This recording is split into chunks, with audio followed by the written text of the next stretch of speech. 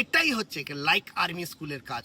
খেয়াল করছো, যেখানে ওর নাম্বারটি 30 কোটার মধ্যে বরাদ্দ ছিল, সেখানে 77+।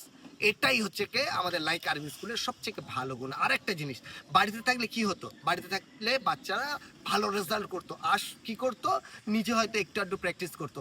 সবচেয়ে বড় অ্যাচিভমেন্ট ওর কি দেখবে, এক্ষুনি দেখবে। বেটা, তুমি আজ পর্যন্ত গভর্নমেন্ট সার্ভিস কোনো কিছু বসেছো আমাদের এখানে এসে? এখানে এসে আমি অগ্নিবীরে বসেছি, সেটা পাস করেছি। কোন কোন ট্রেডে বসেছো? আমি অগ্নিবীর জিডিতে বসেছিলাম।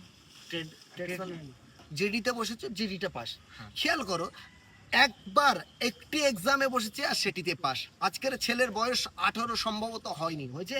হ্যাঁ, 18 কালকে হয়ে গেল। কালকে। আচ্ছা, তো happy birthday. Thank you sir. চল, ঠিক আছে। আর চলো, আমাদের বাচ্চাদের যদি এইভাবে আমরা সাকসেস করাতে থাকি, তাহলে আজকের আমাদের যে থট, স্বপ্ন, সেটা আপনারা দেখতে পারবেন পূরণ হতে। আপনার বাচ্চা স্বপ্ন যদি আপনি পূরণ করাতে চান, তাহলে লাইক আর্মি স্কুলের বিকল্প কিছু নেই।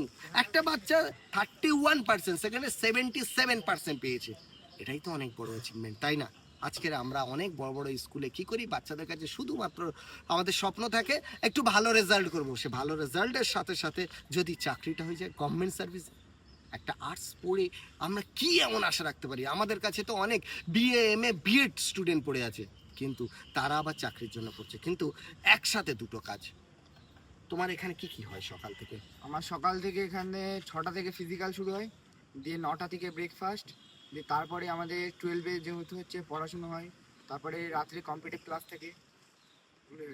খেয়াল করো, একই দিন 24 ঘন্টা বাড়িতে যে বাচ্চাটি আছে শুধু একাডেমিক পড়ছে, আর হয়তো ফ্রি ফায়ারের গেম খেলছে, অথবা সে রিলস দেখে পার করছে। আর সেই বাচ্চাটিকে আমি নিয়ে এসেছি আজকে, বলুন তো, 31% পেয়ে যে বাচ্চাটিকে এসছে, সেই বাচ্চাটি প্রথাগতভাবে আমরা ওকে দুর্বল স্টুডেন্ট ভাবতে পারি, কিন্তু আজকের সে প্রমাণ করে দিয়েছে ইন্ডিয়ান আর্মিতে অগ্নিবীরে পাশ করে সে দুর্বল নয়। কেননা সে 77% 11 থেকে 12-এও পেয়েছে। তোমার 12-এ কেমন মার্কস আসবে বলে আশা করো? 12-এ 80+ আসবে। 80+। আচ্ছা, তার আগে কি চাকরিটা হবে না হবে না? হয়ে যাবে স্যার। আশীর্বাদ করুন আপনারা।